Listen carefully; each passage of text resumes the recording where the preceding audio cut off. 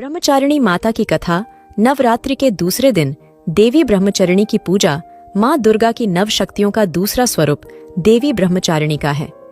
यहाँ ब्रह्म शब्द का अर्थ तपस्या है। ब्रह्मचारिणी अर्थात तप की चारिणी, तप का आचरण करने वाली। कहा भी है वेदस्तत्वम तपो ब्रह्म, वेद तत्व और तप ब्रह्म शब्द के अर्थ हैं। नवरात्रि शुरू हो चुके हैं और आज नवरात्रि का दूसरा दिन है। नवरात्रि एक संस्कृत शब्द है जिसका अर्थ होता है 9 रातें। इन 9 रातों और 10 दिन के दौरान शक्ति देवी के 9 रूपों की पूजा की जाती है और 10वां दिन दशहरा मनाया जाता है। माँ दुर्गा की नव शक्तियों का दूसरा स्वरूप देवी ब्रह्मचारिणी का है। यहाँ ब्रह्म शब्द का अर्थ तपस्या है।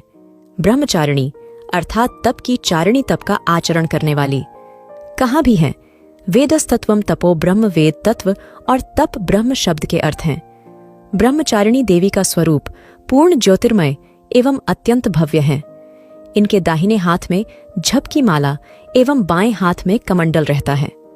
अपने पूर्व जन्म में जब ये हिमालय के घर में पुत्री रूप में उत्पन्न हुई थीं, तब नारद के उपदेश से इन्होंने भगवान शंकर जी को पति रूप में प्राप्त करने के लिए अत्यंत कठिन तपस्या की थी। इस दुष्कर तपस्या के कारण इन्हें तपश्चारिणी अर्थात ब्रह्मचारिणी नाम से अभिहित किया गया। 1000 वर्ष उन्होंने केवल फल मूल खाकर व्यतीत किए और 100 वर्षों तक केवल शाक पर निर्वाह किया था। कुछ दिनों तक कठिन उपवास रखते हुए देवी ने खुले आकाश के नीचे वर्षा और धूप के भयानक कष्ट सहे। इस कठिन तपस्या के पश्चात 3000 वर्षों तक केवल जमीन पर टूटकर गिरे हुए बेलपत्रों को खाकर वे भगवान शिव की आराधना करती रहीं। इसके बाद उन्होंने सूखे बेलपत्रों को भी खाना छोड़ दिया और कई हजार वर्षों तक वे निर्जल और निराहार तपस्या करती रहीं। पत्तों को भी खाना छोड़ देने के कारण उनका एक नाम अर्पणा भी पड़ेच गया। कई हजार वर्षों की इस कठिन तपस्या के कारण ब्रह्मचारिणी देवी का शरीर एकदम क्षीण हो उठा। उनकी यह दशा देखकर उनकी माता मेना अत्यंत दुखी हुई और उन्होंने उन्हें इस कठिन तपस्या से विरक्त करने के लिए आवाज दी, उमा। तब से देवी ब्रह्मचारिणी का एक नाम उमा भी पड़ेच गया। उनकी इस तपस्या से तीनों लोकों में हाहाकार मच गया।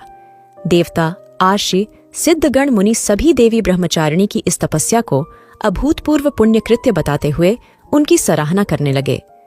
अंत में पितामह ब्रह्मा जी ने आकाशवाणी के द्वारा उन्हें संबोधित करते हुए प्रसन्न स्वर में कहा, हे देवी, आज तक किसी ने ऐसी कठोर तपस्या नहीं की जैसी तुमने की है।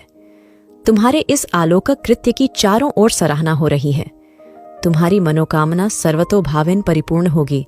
भगवान चंद्रमौली शिवजी तुम्हें पति रूप में प्राप्त अवश्य होंगे। अब तुम तपस्या से विरत होकर घर लौट जाओ। शीघ्र ही तुम्हारे पिता तुम्हें बुलाने आ रहे हैं।